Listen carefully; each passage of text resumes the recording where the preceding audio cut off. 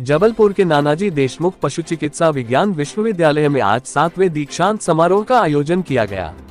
विश्वविद्यालय के इस दीक्षांत समारोह में मुख्य अतिथि के रूप में मध्य प्रदेश के राज्यपाल मंगूभाई पटेल ने शिरकत की, जबकि विशिष्ट अतिथि के तौर पर पशुपालन मंत्री लखन पटेल मौजूद रहे। इस दीक्षांत समारोह में जहां 12 छात्र छात्राओं को गोल्ड मेडल से नवाजा गया, वहीं 1029 छात्रों को उपाधि दी गई। समारोह को संबोधित करते हुए राज्यपाल मंगूभाई पटेल ने गोल्ड मेडल और उपाधि लेने वाले छात्र छात्राओं को बधाई देते हुए कहा कि प्रदेश को चीता स्टेट का दर्जा दिलाने के लिए वेटनरी विभाग के विशेषज्ञों ने बेहतर काम किया है। माता पिता की सेवा के साथ पशुओं की सेवा करने में बहुत आनंद आता है।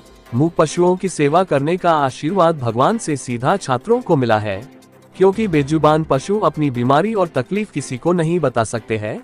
इसलिए मानव सेवा से ज्यादा महत्वपूर्ण पशु सेवा है और उसकी जिम्मेदारी उपाधि लेने वाले छात्रों को मिली है, जिससे उनका जीवन धन्य हो गया है। राज्यपाल मंगूभाई के मुताबिक पशुधन के क्षेत्र में अपार संभावनाएं हैं, क्योंकि पशुधन भोजन और आय दोनों का सशक्त माध्यम है। लेकिन लोग जो पॉलीथीन सड़कों और कचरे में फेंकते हैं, उसे जानवर खाते हैं, जिससे वह बीमार होते हैं और जानवरों के पेट से वह पॉलीथीन निकलती है तो उन्हें कितना दर्द होता है, इसका अंदाजा किसी को नहीं है। इसलिए किसी को पॉलीथीन नहीं फेंकना चाहिए। वहीं पशुपालन मंत्री लखन पटेल ने कहा कि छात्रों की कोशिश रहती है कि वह MBBS में करें, लेकिन नंबर कम होने पर छात्र वेटनरी कॉलेज में आते हैं, जबकि MBBS से ज्यादा जिम्मेदारी वेटनरी डॉक्टरों की होती है, क्योंकि MBBS करने वाले डॉक्टरों को बीमार होने पर मनुष्य अपनी परेशानी बता सकता है, लेकिन उलट इसके वेटनरी डॉक्टर बिना कुछ बताए ही बेजुबान पशुओं की परेशानी को न केवल देखकर समझते हैं, बल्कि उनका इलाज कर राहत देने का काम करते हैं। TV1 न्यूज के लिए जबलपुर से वाजिद खान की रिपोर्ट। कोई ऐतिहासिक प्रसंग में समझता हूँ। जब भी मैं अंदर प्रवेश हुआ और कल ही उन्होंने बताया, मंत्री जी, कल ही चित्रकूट में उसकी पुण्यतिथि थी, बड़ा कार्यक्रम था। मगर प्रवेश होते ही मन में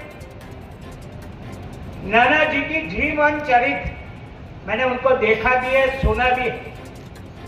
मगर जैसे मैं अंदर आया, वो महान विभूति का मेरे को दर्शन भी हुआ, ऐसा समझो। ऐसे बच्चियां दीप जलाकर सामने खड़ी थी पवित्र भाव से, तो मन में लगता है कि नाना जी की सुवास आज भी इस विश्वविद्यालय के कार्यक्रम में बनी हुई है, ऐसा मैंने अनुभव किया। भारत रत्न नानाजी देशमुख की पुण्यतिथि पर उनका स्मरण करते हुए विनम्र श्रद्धांजलि अर्पित करता हूँ। इस महत्वपूर्ण प्रसंग में सभी विद्यार्थियों, पदक प्राप्तकर्ताओं, गुरुजनों और अभिभावकों को बहुत बहुत बधाई और बहुत बहुत शुभकामना देता हूँ।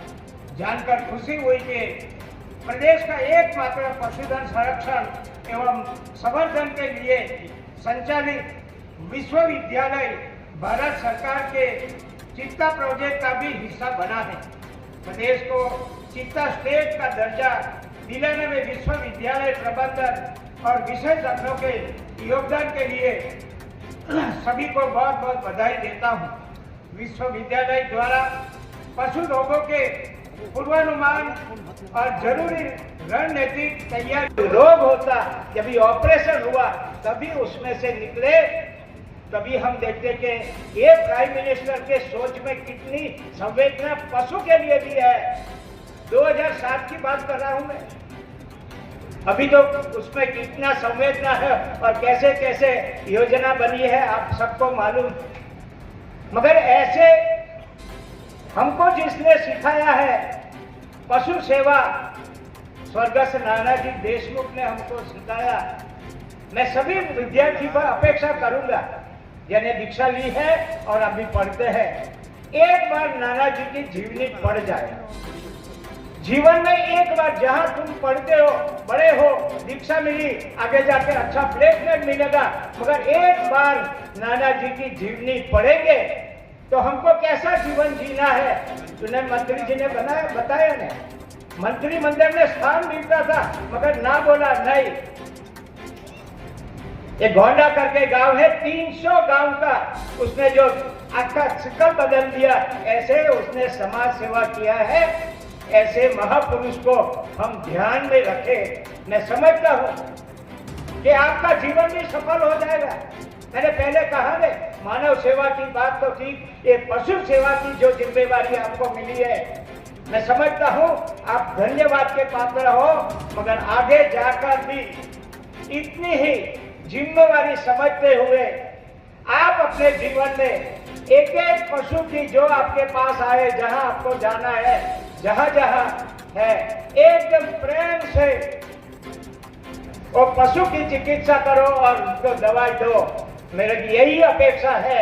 मैं आगे भी यहाँ दीक्षा समारोह में आया था, तभी भी मैंने बोला था आपको जो ये जिम्मेदारी मिली है, जीवन तो ऐसा ही चलेगा, आपके पास बहुत पैसा भी आएगा, बहुत कुछ आएगा, बहुत इतना आनंद मिलेगा, मगर पशु सेवा करके जो आनंद मिलेगा वो डायरेक्ट है, प्रभु की ओर से आती है और आपका जीवन वो अच्छा बनाएगा, ऐसा मैं समझता हूँ। मैं सभी को